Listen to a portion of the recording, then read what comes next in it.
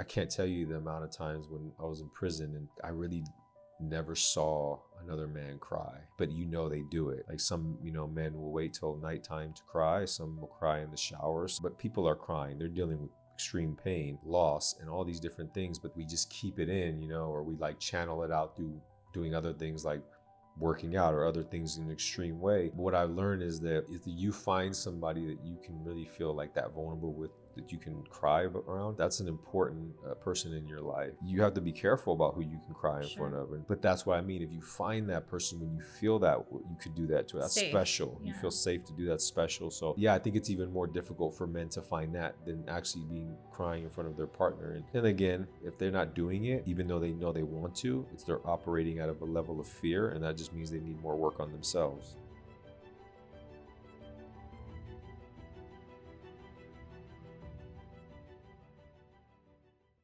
All right, Carlos, let's kick this off with a quote.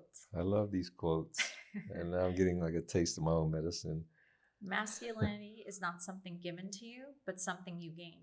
And you gain it by winning small battles with honor.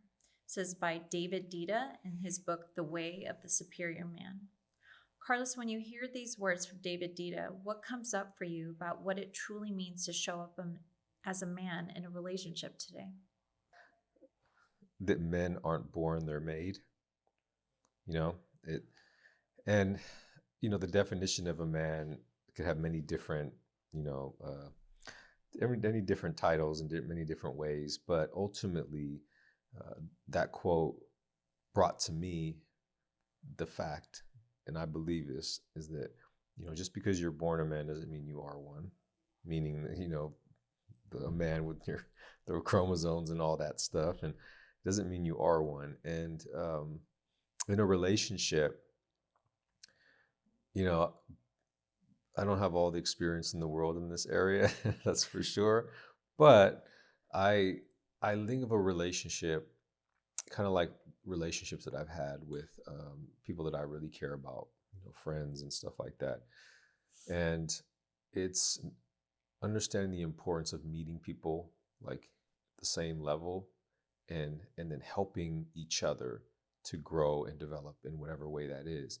And so, for example, when I met, let's say, my friend in prison, I come from this part of town, he comes from this part.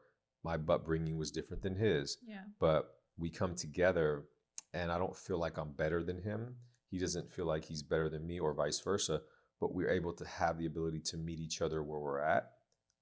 And then be able to elevate each other in some way, whether it's, in education, whether it's in helping them become more confident, whether it's like teaching, whatever it is, but you help that person, you lift them up. Elevating each other. Yeah, and so in a relationship, as a man, and when you're in a relationship, you want to do that with the other person, and you want to expect the other person could do that for you.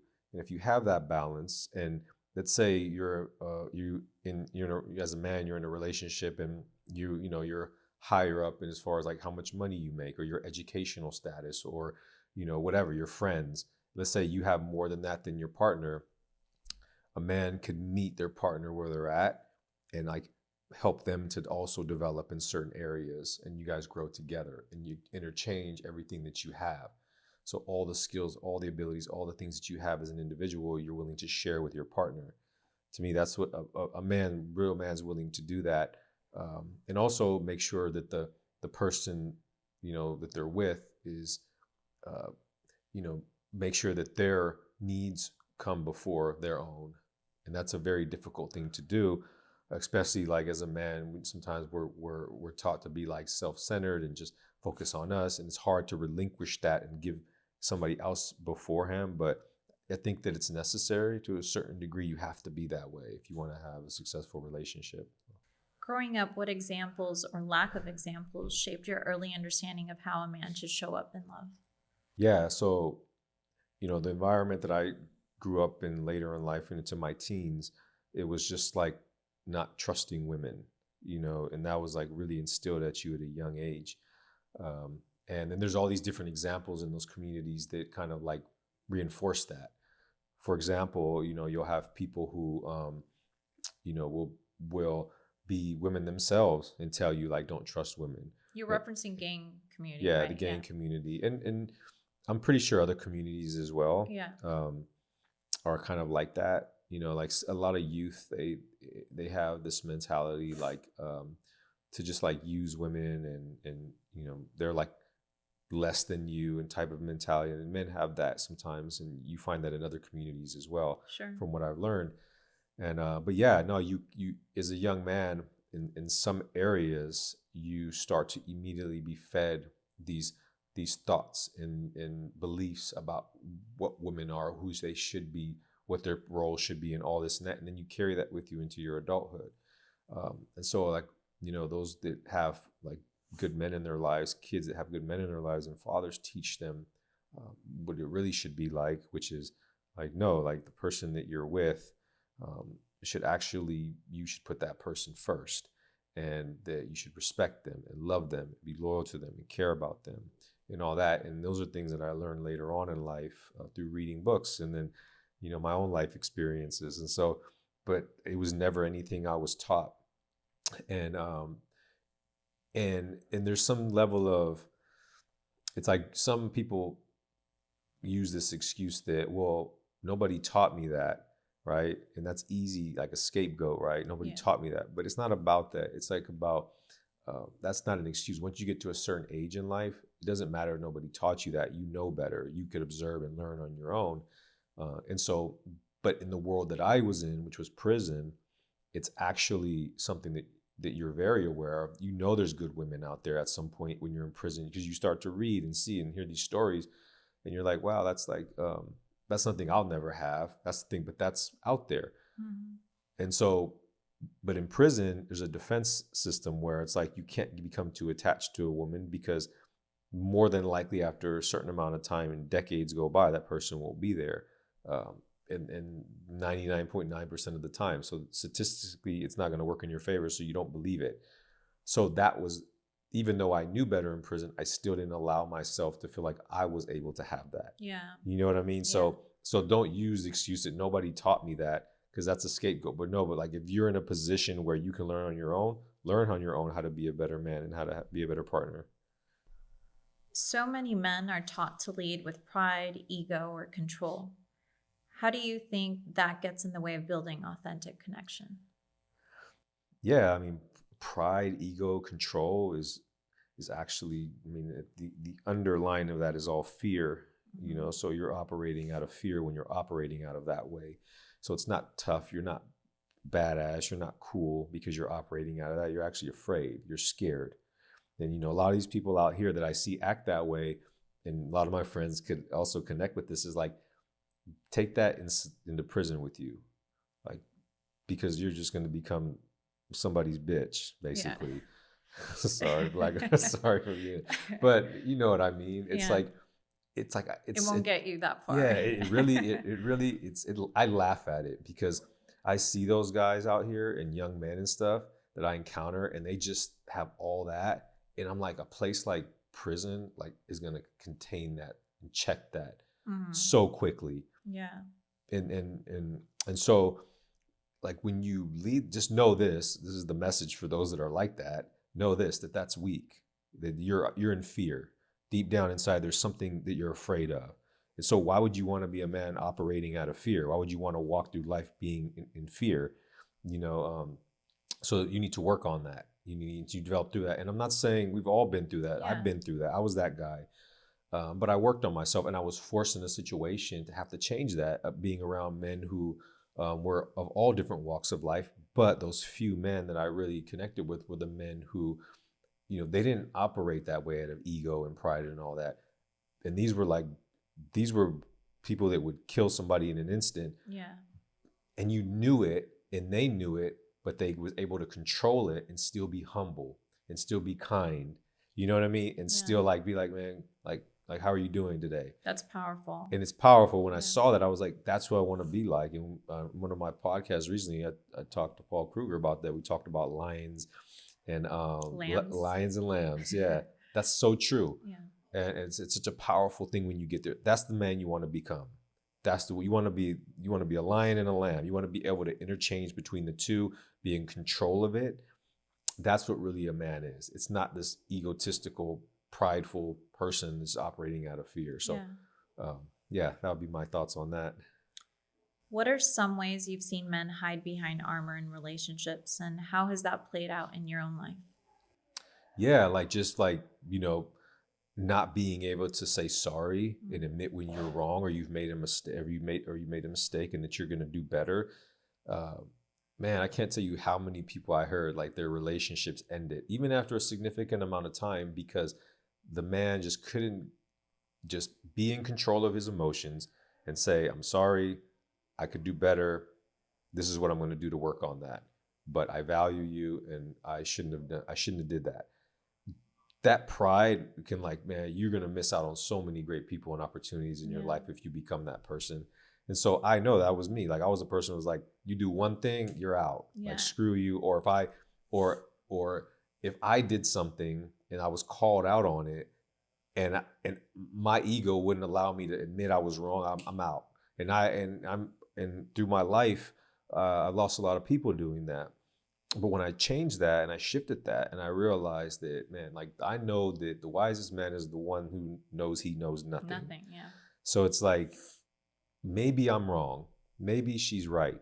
Let me stop and be a star. Stop, think, assess, and respond.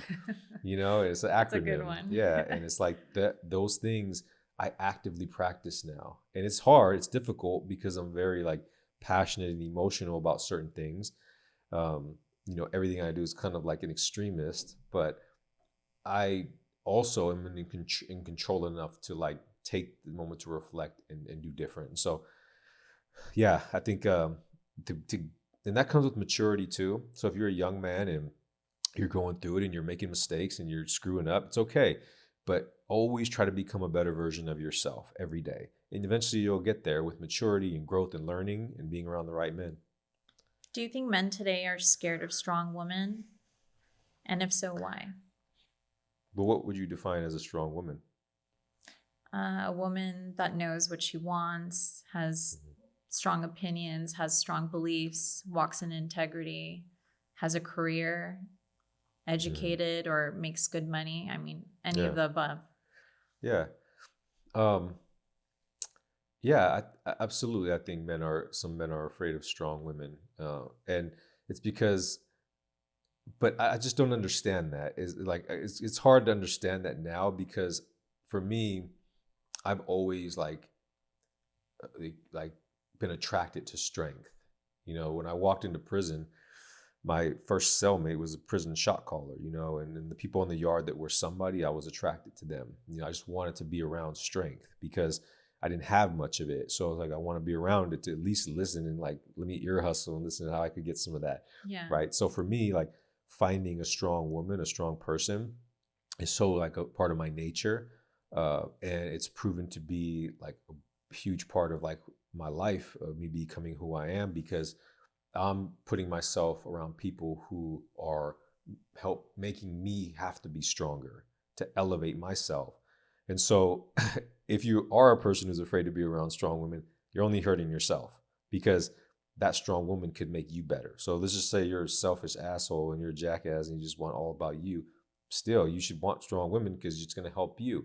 But also, if you're not that person and you just want a really, really good partner in life, in all aspects, thought partner, partner, that you're in love with, all that, you want to find somebody who's strong. And strength could be different for everybody. Yeah. Maybe there's a woman who doesn't, have a great career and didn't maybe go to a certain college, but there's a strength within her, Kindness. that you can build and draw upon to help you become better, and you fill in the other areas. And so, men should, find, I feel like all women in some way have a strength in them. Yeah. All of them. Yeah. Like there's something there. So you should find the person and want to be with the person because you love them, because your heart's telling you want to be with them. And then when you get there, then help them discover their strengths, identify it, and help them build it. And then you also help to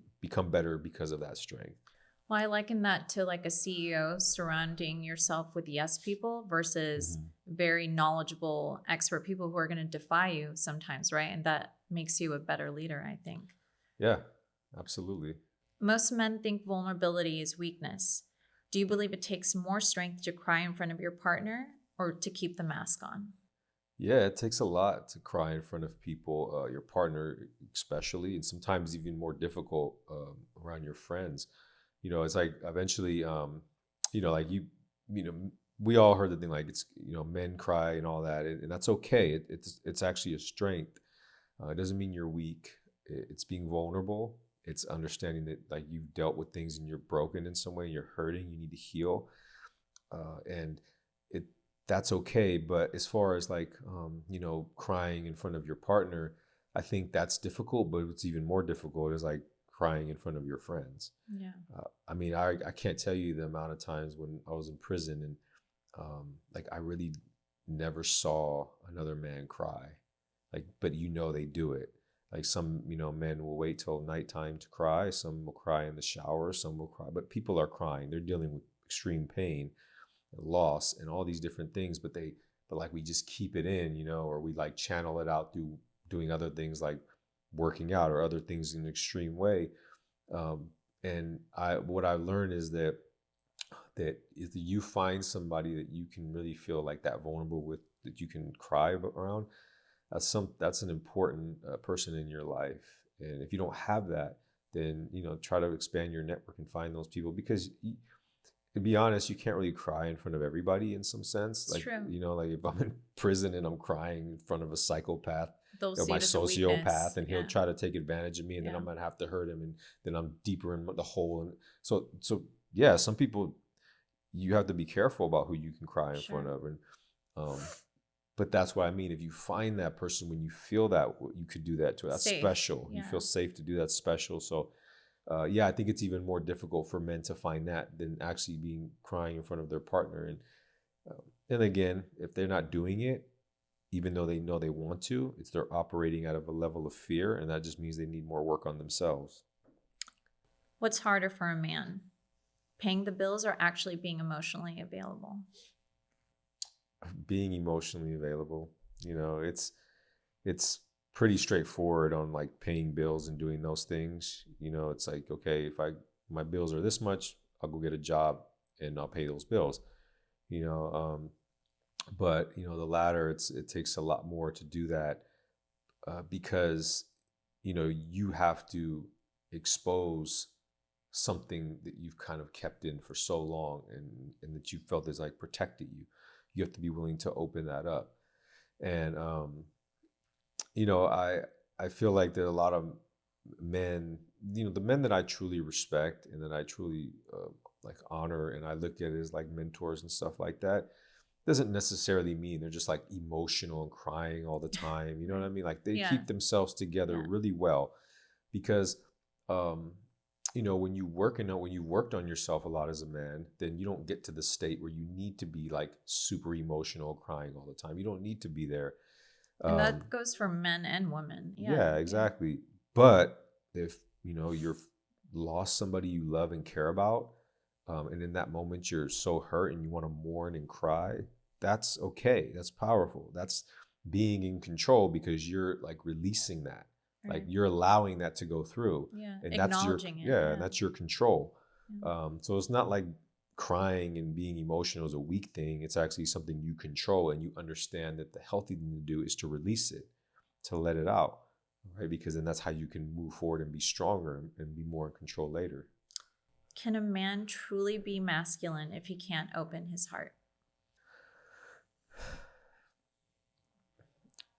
No, I think that that a man, to truly be masculine, or what I would define as a man, as a person that can open their heart, right? Because think about it, like the men that have kids, I mean, they have to open their heart.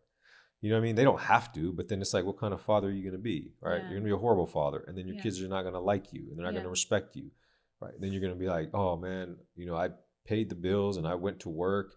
Yeah, but you weren't Doesn't you weren't matter. there. Your Yeah. heart, your emotionally weren't there, and so that doesn't mean anything. You don't get recognition for that, right? For providing that life for them. Exactly. You know, like you have to open your heart to be able to really have a connection and you know, raise your family right. And so I truly believe, yeah, you do. You have to be. And it's a powerful thing. The heart is powerful, and a lot of our strength and the things that we see in the world that people pursue that change the world and bravery and all that comes from the heart. You know, you think the mind is saying, hey, I'm going to go out there and, you know, and I'm in the middle of a war and I'm going to jump on a grenade. You know what I'm saying? Like, I just met somebody, their family member did that. And I'm like, you think that was the mind saying that? No, that was the heart, you know, to save other people. So it's like men have to operate from their heart because that's your true strength. That's what's going to push you over your limiting beliefs that you created in your brain. What are some daily ways a man can show his partner he's truly present? It's all the small little things. It's all the little things. It's like big things are cool, like vacations, jewelry, even like things like smaller things like flowers. All those materialistic things are great too, depending on your love language and what you like. But it's the little things day to day. You know, it's the just waking up and just saying good morning, or going to bed and saying good night, or you know, just how are you doing? Like, what's going on? Like communicating, checking in, Yeah. sharing things that you're going through in the moment if you can. Having those moments to just sit and put the phone aside and have a conversation. Being present. Yeah, exactly. Being present. And then setting goals together and striving to accomplish those goals. That's a big part too, because because you go, once you like set goals with another person, it's like you know, you're growing together. You know, you have like a vision for something. You're holding each other accountable. You're seeing the growth happen, which solidifies and makes it stronger in the relationship. So yeah, doing all those things. What role does accountability play in showing up for your partner? Yeah, accountability is It's a tough one. It is. It's like Jocko says, extreme ownership. I believe that. It's not like really. It's nothing is really can be just blaming on. It's not on anybody else. Yeah. I don't give a shit. Like, accountability is like, all right, I've been through a lot of fucked up shit in my life. I've been through a lot of trauma. I've saw all these different things, but that's not going to be an excuse for me to do anything that is not right or treat a person that's not right.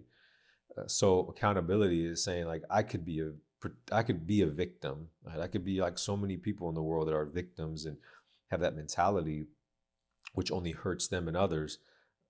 Or I could accept ownership and accountability for everything that I did, even, you know, back to my childhood, you know, accepting accountability for that. Like, it's not saying that I'm blaming myself, it's accepting accountability.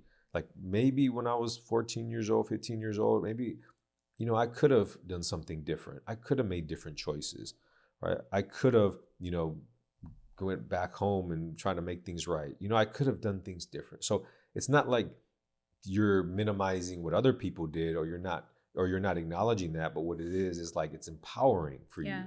It's like, yeah, I could. And then that helps you to now do things in the future that way, of like holding yourself accountable. So there's always something that you can do to hold yourself accountable. And when you do that, it's like you're able to deal with issues in the relationship better, you know, because if there's a problem, you're not like, it's all your fault. You did that. You should have did this. It's like questioning, what should I have done different? How can I have been better?